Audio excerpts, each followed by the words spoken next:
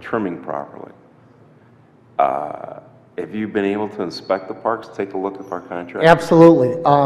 You know, our biggest problem, the contractor's biggest problem, which turns out to be ours, is that we had 14 to 15 inches of rain in the month of May. So, in a lot of the parks that we do have out there, they're not engineered. You know, they were onion fields and whatever else out there. And, you know, I went out to these parks where they could not cut, and they were soaking wet. I was in areas where they were, some of the contractors were doing their best to stay on top of this. I saw them actually put plastic bags over their legs and go out there and weed whack in different areas. I've been driving around to all the parks, making sure that they were caught up. Constant communication with them to get it done. You know what? I was out there today. I hit probably about 10 of the parks today, and they're in pretty good shape. The ones that were the worst are in very good shape now. They've been cleaned up, so if I Yes, go sir. out there, the grass will be less than 6 inches. Oh, yes, sir. Okay. Tell you what, I'm gonna resend you this email. Okay. Did you send it to me before? Yeah. Okay, I did not get it. The one constant I have about sending things to City Hall is that it likes to eat my email, even though my email addresses are on some white list. So they're supposed to get to you. But I'll call you and I'll tell you when I'm sending the email. That'll be fine. All right, thank you for being here. Yep. Mr. Liz, can I make a comment real quick because it's related to, if you're finished? Yeah, I'm done. Mr. Bowman, obviously a resident just mentioned some concerns, and I've also gotten other phone calls in regards to, there's a rumor going around in regards to the new park on 9 Mile is not in compliance with state size regulations. Can you give us a report on that, or would you prefer that we refer that to Nancy Borges?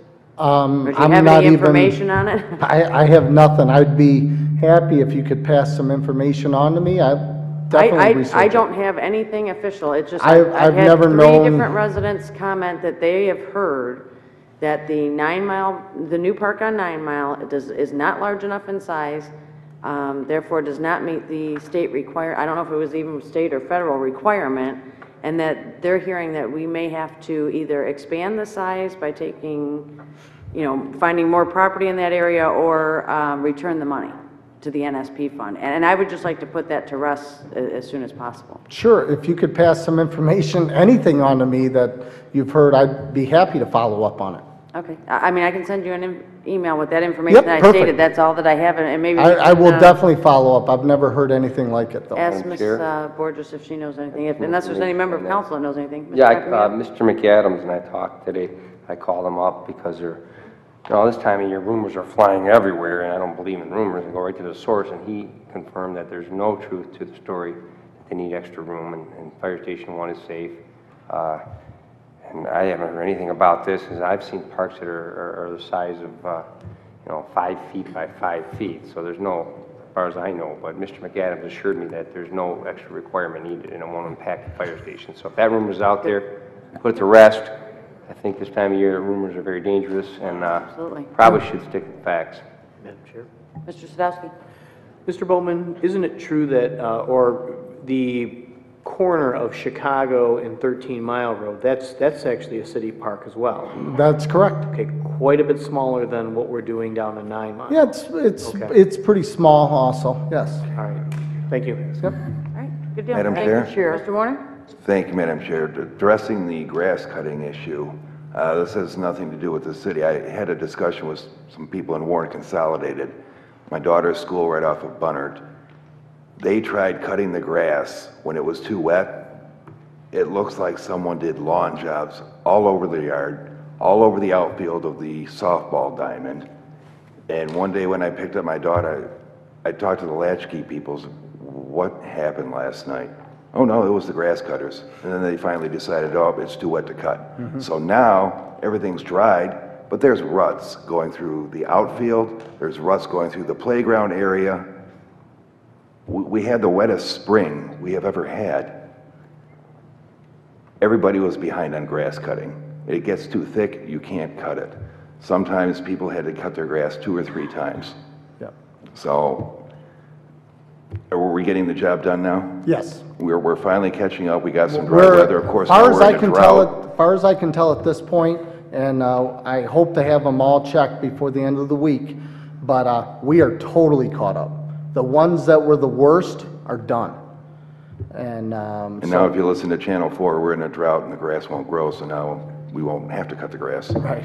So, all right, thank you. Thank you. Ms. Vogt? No, I'll pass, thank you. All right. Madam Chair. Ms. Comartin? Good evening, Mr. Perlman. Good evening. Just a point that we had discussed with the grass cutting contractor, and I know it was brought up by some residents. I had calls in different parks of in-between fences and more detail cutting. And you said that was going to be addressed with this Yes, contract. we are following up with them, so there is a couple spots that we have pointed out, and we're going to continue pointing those out and get those caught up and make sure they are done. And the other question I have for you are the lights taken care of too in the park. Yeah, the one, we figured out what happened on it. Was The parking lot. Yeah, it and was then there was right here. baseball We diamond. had, well, right here was the one problem, and what we found out was we had a couple all-night parties over the entire weekend. So when we do have those, we do leave the lights on, we just flip a switch. Somebody didn't go back and flip the switch back to turn it back to automatic. So we've taken care of that. And then the second one, what happened is that the lights, it was during the real hot time. And that's what ended up happening, is that the breakers popped. And so all it was us pushing the breakers right back on. They came on. Okay, so the whole set of lights came Yes. back on? Yes. All right, thank you. Yep. And thank you for that update. Yep. Any other comments from council members? Thank you very much for Thank being you. here, Mr. Bowman. Our next agenda item is 15B, Assistant Council Secretary Scott C. Stevens, discussion in Ray amendments to City of Warren Council Rules of Procedure, Rule 2, Order of Business, and Rule 22, Audience Participation. Mr. Stevens? Thank you, Madam Chair. I wanted to make these amendments, some of which are housekeeping, some of which I believe are improvements to the current rules of procedure. One individual from the audience pointed out that on the current order of business, that announcements isn't even listed on there, yet it is on our agenda. So that may be, at minimum, some sort of housekeeping item that we want to do right there.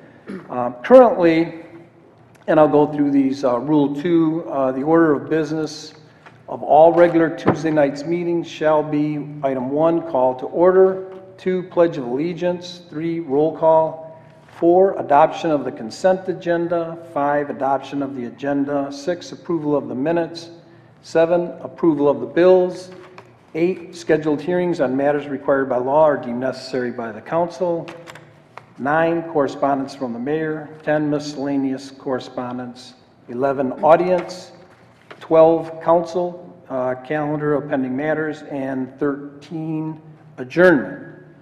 That is what currently is on there. What I'm proposing, let me scroll to it real quick here,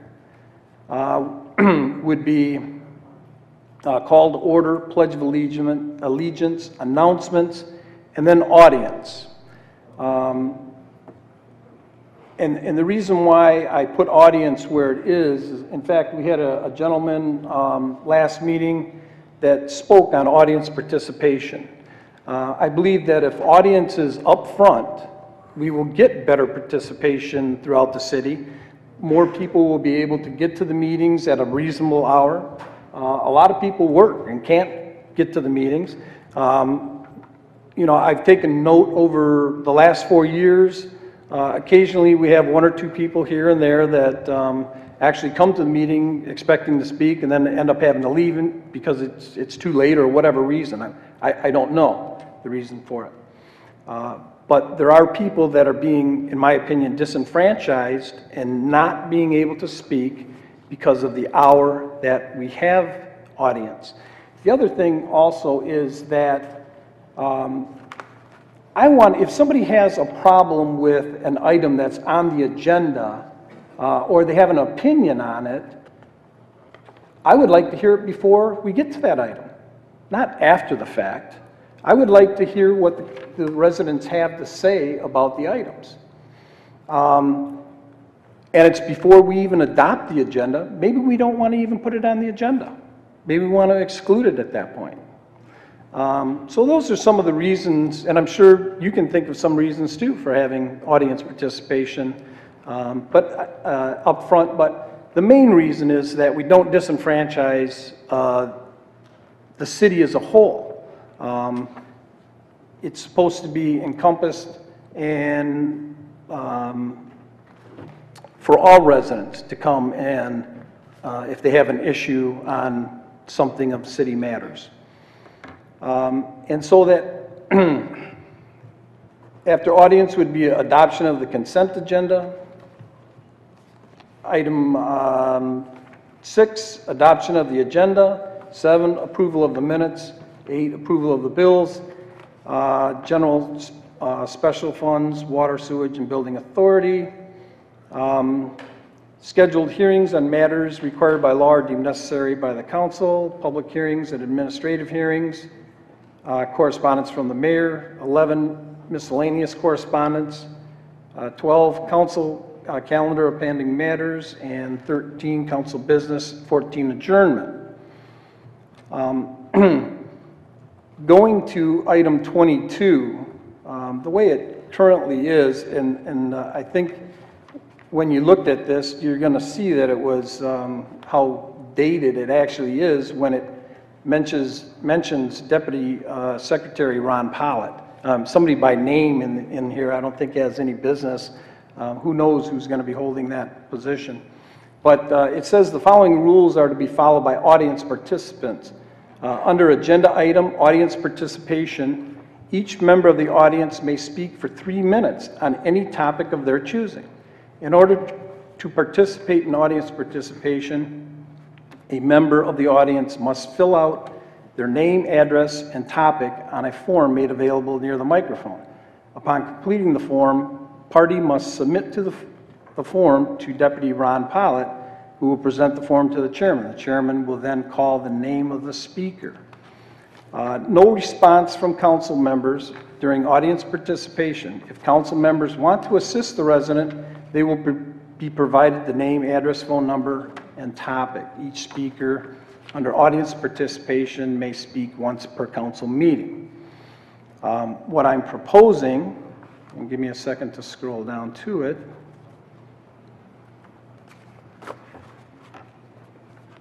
I apologize.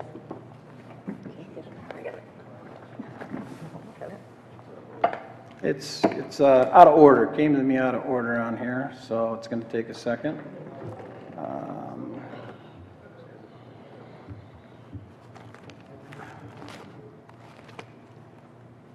Okay, Rule 22, audience participation, regular, special, and committee of the whole meetings.